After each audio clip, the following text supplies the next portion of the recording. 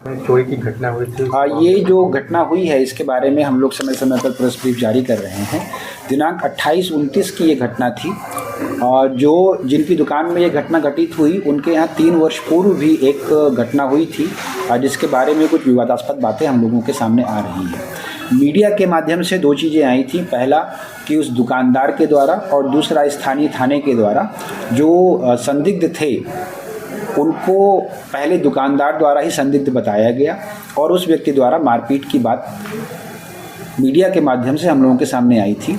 इसके संबंध में एसडीपीओ सदर 1 के नेतृत्व में एक जांच दल का गठन किया गया है और जैसी उसकी रिपोर्ट आएगी त्वरित कार्रवाई उस पर सुनिश्चित की जाएगी।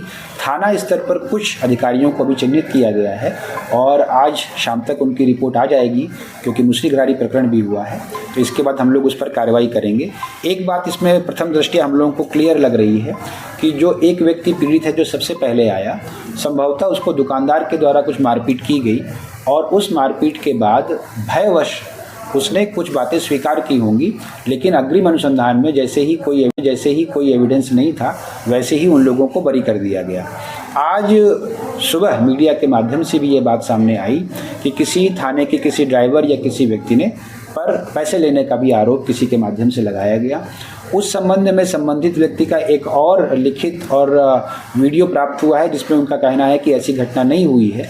उस व्यक्ति ने किन परिस्थितियों में पहले और दूसरे जो अलग अलग तरह के वर्जन रखे हैं, इसके लिए भी जांच टीम को जांच करने का निर्देश दे दिया गया है। सर, प्राइवेट पार्ट में पेट्रोल डालने की इस तरह की बात सामने आई थी। उसमें जो पहले जो डॉक्टर थे जिनके यहाँ से रेफ़र किया गया था उनकी तरफ से ये बात आई थी, जो थाने के माध्यम से आया कि वहाँ पर वो फिट थे, लेकिन जो उनकी मेडिकल रिपोर्ट्स हैं पहले डॉक्टर की सदर हॉस्पिटल और जहाँ रेफरल हुआ है उन सभी के माध्यम से हम लोग जो जांच रिपोर्ट में आएगा उसके विरुद्ध भी सख्त से सख्त कार्रवाई करेंगे।